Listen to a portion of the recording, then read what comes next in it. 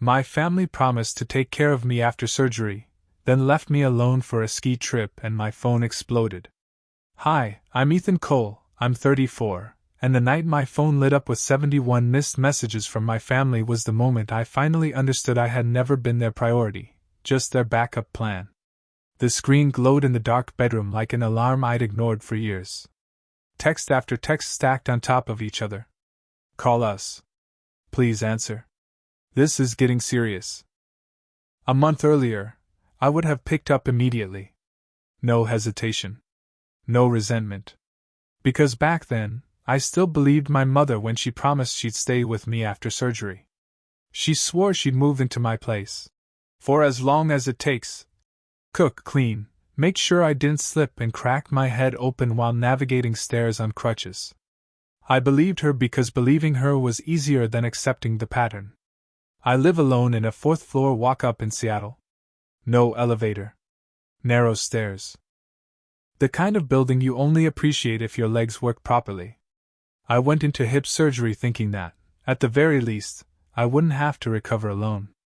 Instead, 48 hours after I was discharged, I woke up to an empty apartment and a text that said, "Had to head out earlier than planned. You'll be okay. Love you." That was it. No explanation. No backup plan. No "Are you safe?" When I called my younger brother, Lucas, I could hear whine through an open car window and music blasting in the background. He didn't even bother lowering his voice. "Don't start, Ethan," he said. "We're finally getting away. This trip was booked forever ago." I told him my pain meds were on the top shelf. That I couldn't stand long enough to cook. That I almost fell trying to get to the bathroom the night before. He laughed. Actually laughed. "You're being dramatic," he said. "You're not helpless. Order food or something. We're here to relax, not babysit you." That word, babysit, hit harder than the surgery ever did. I stared at the empty fridge, my swollen leg propped on a stack of pillows, the unopened pill bottle just out of reach, and felt something inside me finally crack clean through. I said calmly, "Thanks for making it clear where I stand." He scoffed, muttered something about me always needing attention, and hung up.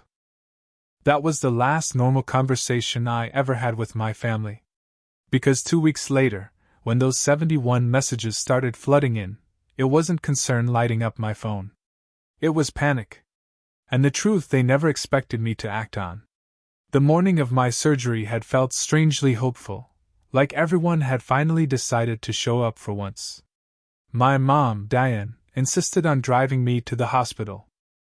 She fussed over my backpack, my insurance paperwork, my phone charger, telling every nurse within earshot that she was staying with me and that she'd be moving into my apartment for at least 10 days. She said it loudly, proudly, like she wanted witnesses.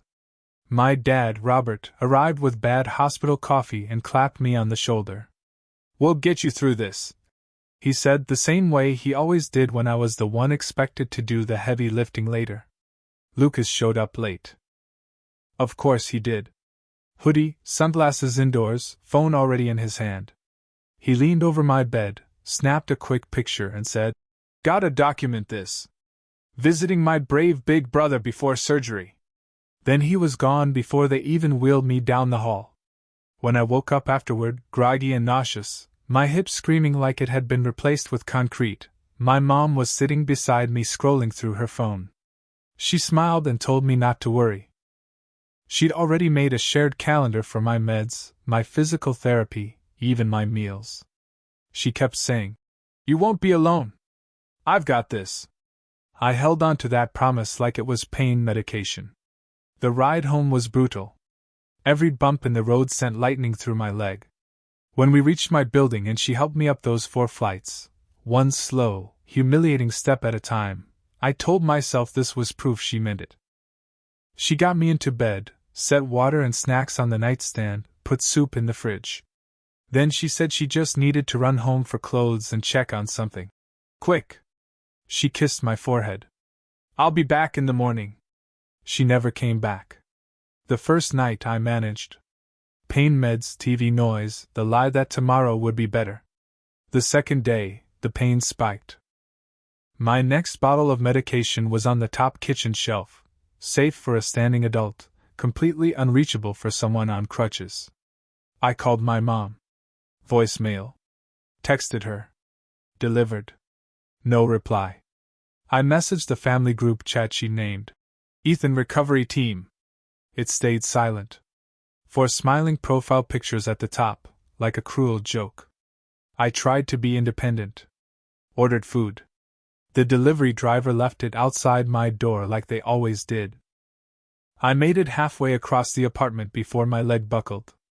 I ended up crouched on the floor, sweating, biting my lips so hard I tasted blood. The food went cold in the hallway. That night, scrolling mindlessly just to distract myself, I opened social media. And that's when I saw them. My family, grinning in matching jackets, snow everywhere, arms around each other like a postcard. Lucas tagged the location. A mountain lodge. A much-needed reset, the caption said. No mention of me.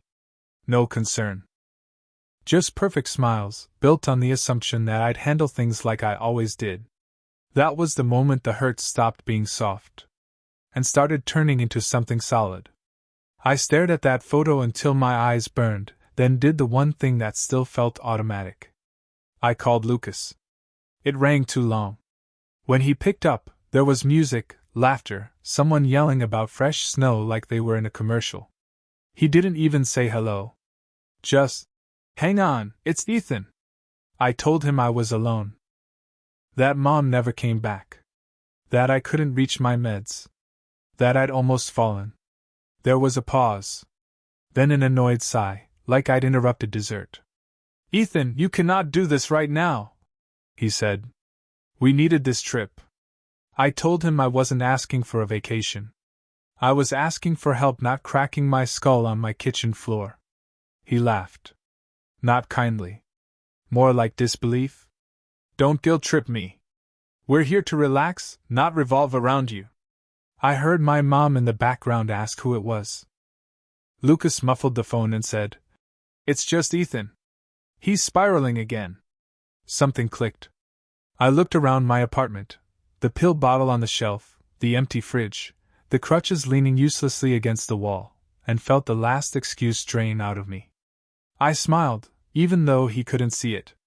"Thanks for showing me who you really are," I said. He called me dramatic. Said I always made things a crisis. Then he hung up. I tried Mom. Voicemail. Dad. Voicemail. That night, I slipped on a loose rug trying to get to the bathroom and went down hard. The pain was white-hot. I lay there on the floor, breathing like I'd just run a mile, realizing something terrifyingly simple. If something worse happened, no one was coming. That's when I stopped asking why they left, and started asking what they depended on me for. At 3 a.m., with my hip throbbing and my pride finally quiet, I opened my laptop and started searching my email. Cabin documents. Loan statements. Joint accounts. And there it was. My name. Everywhere. On the mountain cabin deed. On the mortgage. On the insurance. On the autopay accounts. On the utilities. On the temporary, joint bank account that had been draining me for years. The place they were skiing at, laughing at, posing in front of, only existed because of my credit, my income, my organization. I wasn't just their son. I was their financial spine. And suddenly, the missed messages weeks later made a lot more sense. Once I saw it, I couldn't unsee it. Lying there on my couch, leg elevated, ice pack melting onto a towel, the memories started lining up like receipts I'd avoided reading for years. The cabin hadn't started as their dream. It had been sold to me as ours. A cozy place outside the city. Somewhere we'd spend holidays. Somewhere that meant family. I was the one who built the spreadsheet, ran the numbers, explained interest rates while my mom talked about throw blankets, and my dad nodded like he understood. When the bank hesitated, everyone looked at me. "You've got the best credit," my mom said, smiling like it was a compliment, and not a hook. "If we add your name, it'll go through." I told myself that's what responsible adults did. The same lie showed up everywhere. The joint account that was. Just for a few months. The utilities I put on my card. Until things stabilized. Lucas's business ideas that somehow always needed my help at tax time. Me covering gaps quietly so no one felt uncomfortable. I wasn't invited to enjoy the benefits. I was expected to prevent the consequences. So I stopped reacting emotionally and did the most me thing possible. I opened my laptop and looked for an attorney. No flashy billboards. No, we fight for you. Nonsense. Just someone who dealt with boring, unsexy things like property disputes and joint liabilities. I wrote an email explaining everything: my surgery, being abandoned, the shared accounts, the cabin. I ended it with one sentence I'd never allowed myself to ask before. I want to know how to remove myself from shared financial responsibility while taking only what is legally mine. While I waited, the world around me kept moving in ways my family hadn't. My downstairs neighbor knocked every evening to bring up my mail. A co-worker sent a grocery delivery without making it weird. Friends checked in, joked about my cyborg hip, and offered rides once I was cleared to leave the apartment. No one owed me anything. They showed up anyway. 2 days later, the attorney replied. Calm. Direct. No judgment. He confirmed I had rights. I could close joint accounts. Remove my name from autopays. Demand a buyout of my share of the cabin, or force a sale. He didn't call it revenge. He called it boundaries. I read his email 3 times. For the first time since surgery, the pain in my chest eased. Because I wasn't plotting destruction. I was stepping out from under a weight that had never been shared to begin with. 2 weeks later, my hands were steady enough to sign my name without it looking like a heart monitor reading. The attorney walked me through everything over a short video call. His tone was so calm it almost felt anticlimactic, like we were discussing cable plans instead of dismantling my family's safety net. First went the joint bank account. A formal notice. My name removed. No more overdraft rescues. No more mystery withdrawals labeled miscellaneous. Then the autopays. Cabin internet. Utilities. Insurance. Even a couple of bills tied to my parents' house that I'd added my card to. Just for now. Years ago. I logged into every portal I could remember, canceled payments, printed confirmation pages. Each click felt strangely familiar, like paying those bills always had, except this time, instead of bleeding money, I was reclaiming it. They noticed fast. My mom called first. Not to ask how my hip was doing. Why did the electric company send us a late notice? She demanded. I thought you were handling that. I was, I said calmly. I'm not anymore. Silence. Then anger. Ethan, this is ridiculous. We're family. Family doesn't leave someone alone after surgery to go skiing, I said. If you can book a trip, you can set up autopay. I hung up before she could pivot to guilt.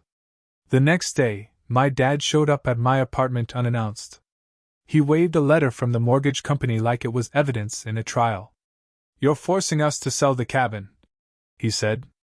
I'm giving you the option to buy me out, I replied. Or we sell and split it fairly. He stared at me like I'd spoken another language. All this over one trip? This wasn't one trip, I said. It was just the first time it almost broke me. He called me unreasonable. Said I'd always been the level-headed one. That he didn't recognize this version of me. Good, I said. That means it's working. I walked him to the door, crutch and all, and blocked it when he tried to keep arguing. For once, the conversation ended because I decided it was over. And that's when the real panic started to build on their side. The cracks started showing everywhere once I stopped filling them. Lucas texted me early one morning in all caps, demanding access to a spreadsheet I'd built years ago for his side business, the one that tracked orders, expenses, and taxes. It had lived on my laptop so long he'd forgotten how it even worked. I need that today, he wrote. You're screwing me over. I told him I'd exported everything and he could set up his own system going forward. He exploded. Accused me of sabotaging him. Said I was ruining deals, embarrassing him, being petty over personal drama. I replied once, I'm not doing free work for someone who couldn't return a call when I was lying on the floor in pain. After that, the tone changed. He offered to pay me a little to help, just this once. I said no. Meanwhile, the official consequences rolled in quietly but relentlessly. Late fees. Red notices. Accounts they hadn't touched in years suddenly demanding attention. The attorney emailed updates. My family couldn't refinance the cabin without my credit. Their payments were already behind. A decision had to be made. Then came the avalanche. I was sitting on the couch after physical therapy, proud I could lift my leg without swearing, when my phone started buzzing. Once. Twice. Then nonstop. Missed calls. Voicemails. Texts piling up so fast the screen lagged. 71 messages. Mom begging me to answer. Dad asking if there'd been a mistake with the autopay. Lucas accusing me of trying to ruin his life. The group chat, silent when I needed help, now screaming for my attention. Not one message said, I'm sorry we left you. Not one asked how I was healing. They were terrified, not of losing me, but of losing what I provided.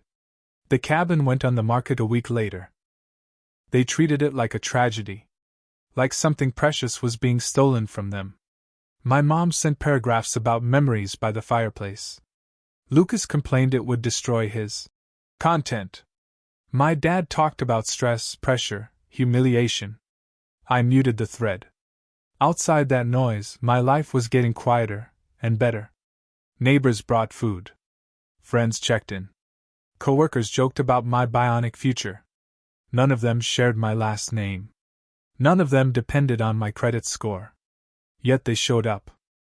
That contrast did something permanent to me. Because once you see who runs toward you when you're weak, and who only calls when they're desperate, you can't pretend anymore. Spring came slowly, like it was testing whether I trusted it yet. By then, I could walk without crutches. Just a dull ache in my hip when I moved too fast, more reminder than pain. The cabin had a pending offer. My attorney confirmed my share would be wired directly into my personal account. Clean. Final. My family treated it like a funeral. My mom sent long messages about memories, about how that place was the heart of our family. Lucas complained about losing a backdrop that made his life look better online. My dad sent short updates about stress and money and how hard things were. Still no apologies. I started therapy around the same time. I laid everything out like a report: surgery, abandonment, money, patterns. My therapist nodded and introduced words I'd never applied to my own life: roles. Fixer. Golden child. Scapegoat. She told me something that stuck. Sometimes the only way to break a system is to disappoint everyone at once and survive it.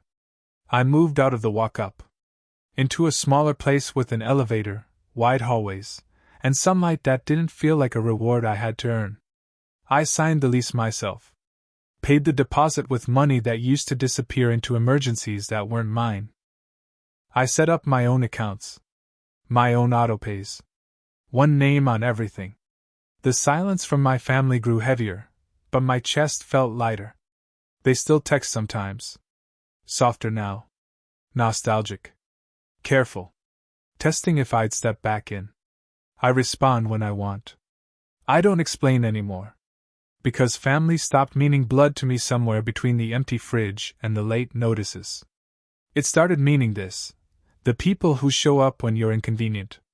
And for the first time, that includes me. Last week, I stood at my window watching rain slide down the glass, phone face down on the table behind me. I hadn't checked the family chat in days. The attorney had confirmed everything was done. The funds from the cabin's sale were secure. No shared accounts. No loose ends. Just my name. My life. My responsibility, and no one else's. When I finally flipped the phone over, there were a few new messages. Nothing urgent. My mom wrote about missing how things used to be. My dad mentioned his truck was finally fixed. Lucas sent a vague update about restructuring his business. Still no. I'm sorry. And that was okay. Because somewhere along the way, I stopped needing it. I thought back to those 71 missed messages. How desperate they sounded, how urgent, how loud. Not because they were worried about me lying alone after surgery, but because the safety net they'd taken for granted had quietly stepped away. There's a version of this story where I answered those calls. Where I rushed back in, smoothed things over, paid a few bills, told myself family means sacrifice. That version of me would still be living in that walk-up, still explaining away pain, still calling it love. That version is gone. Now, when I look at the faint scar on my hip, I don't just see surgery. I see a line. On one side is the man who believed being reliable meant being invisible. On the other is someone who understands that love without care is just obligation in disguise. Family, to me, is no longer the people who share my last name. It's the ones who would have brought the food inside. Who would have answered the phone. Who wouldn't have chosen perfect snow over someone they claimed to love. And if choosing myself made them uncomfortable, that discomfort was never mine to carry. Not anymore.